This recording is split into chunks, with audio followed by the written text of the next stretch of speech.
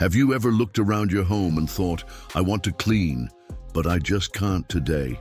Maybe your knees ache just thinking about bending down, or your back starts complaining before you even pick up the vacuum. Or maybe it's not even physical.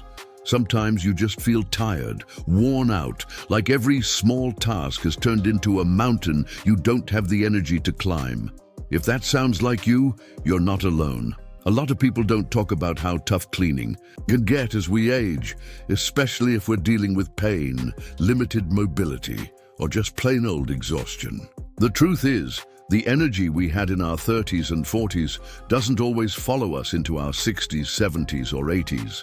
And if you've had surgeries, health setbacks, or chronic pain, even the simplest cleaning job can feel like running a marathon.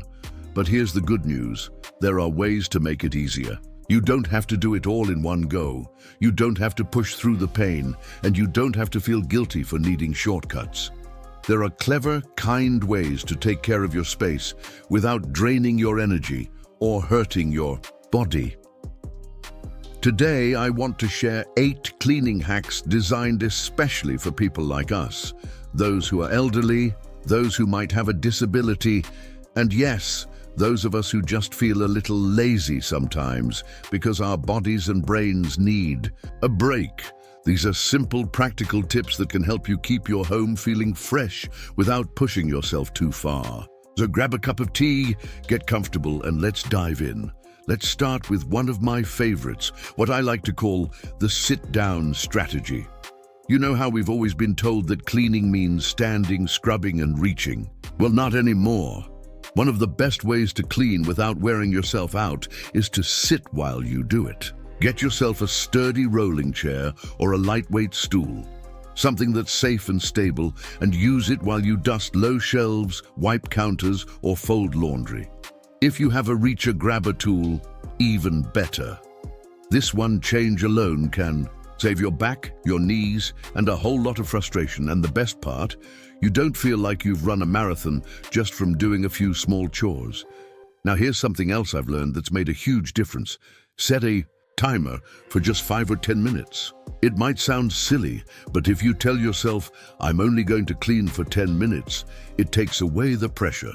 You're not cleaning the whole house. You're just doing what you can in a short, focused burst. It's amazing how much you can actually get done when you work in short spurts instead of trying to tackle everything at once. Plus, when the timer goes off, you have permission to stop. No guilt, no shame. Just a little progress, and that's what counts. And here's a trick that might sound strange, but trust me, it works. Keep cleaning supplies in every room. Not a full cleaning kit, but the basics. A small spray bottle with a gentle cleaner, a couple of microfiber cloths, maybe a dusting mitt.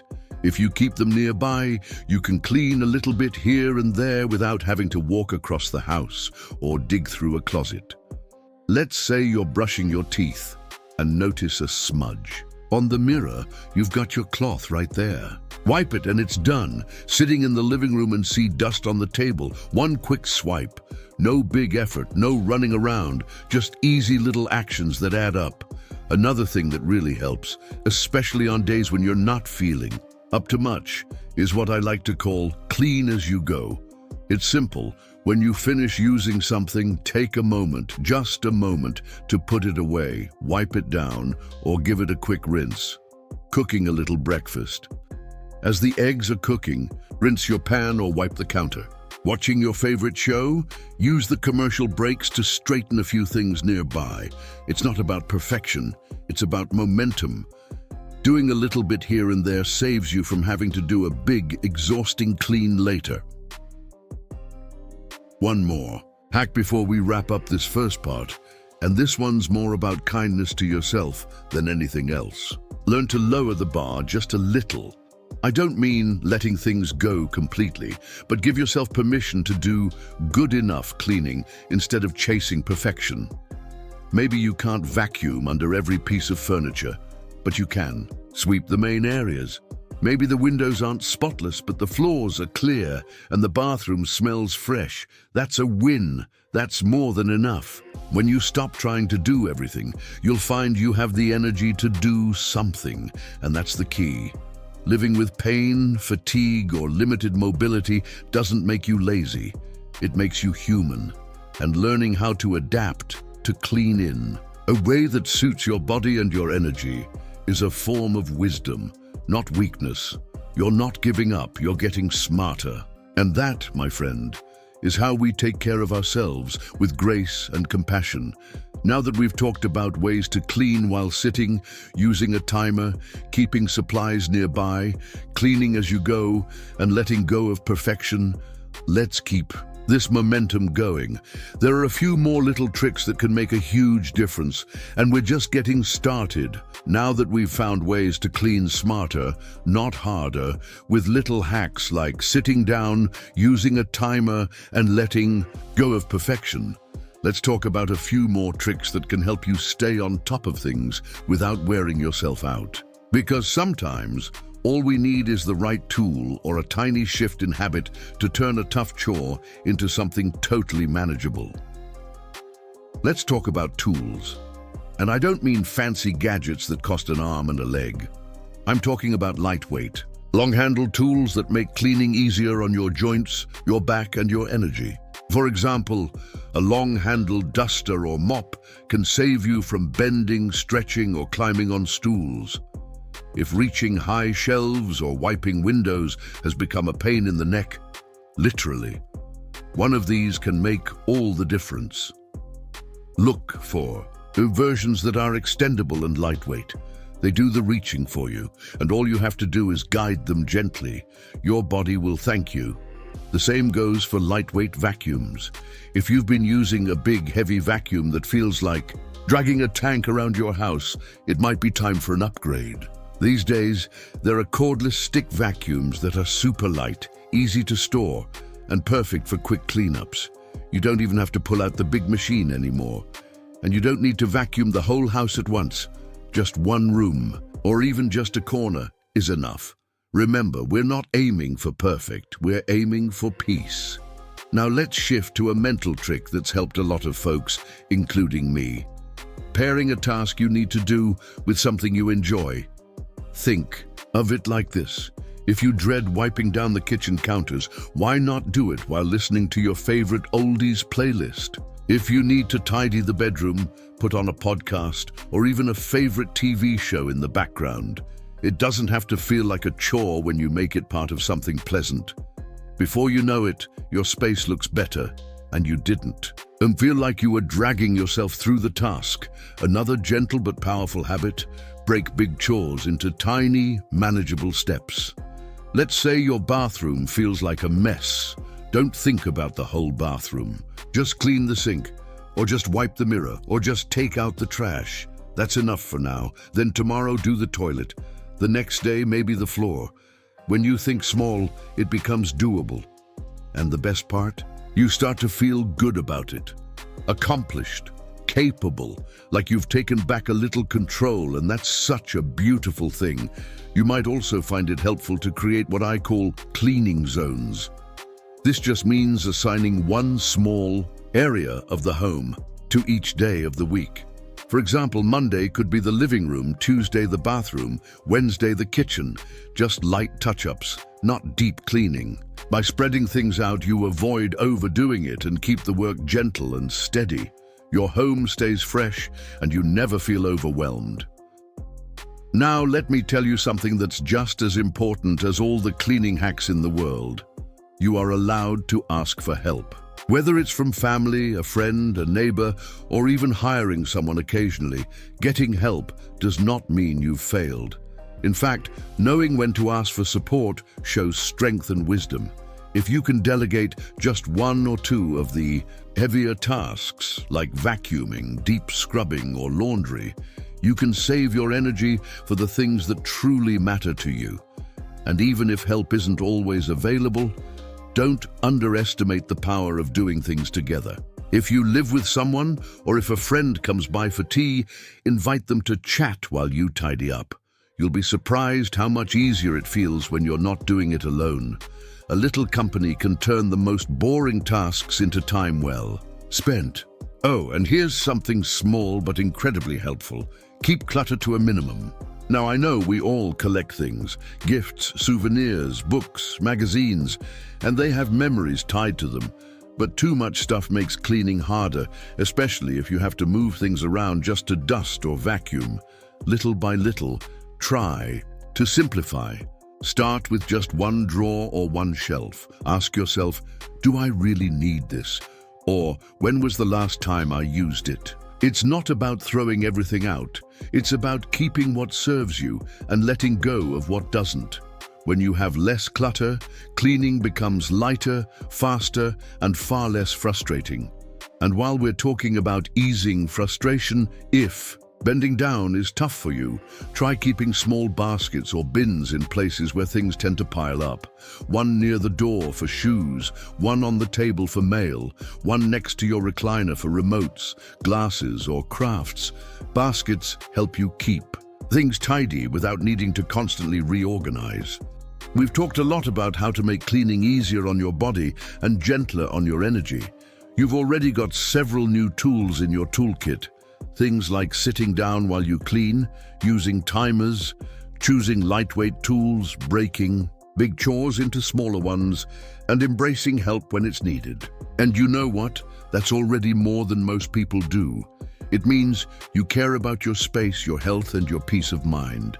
Now let's finish strong with a few final hacks that tie everything together and help you build a rhythm that works for your life, not against it.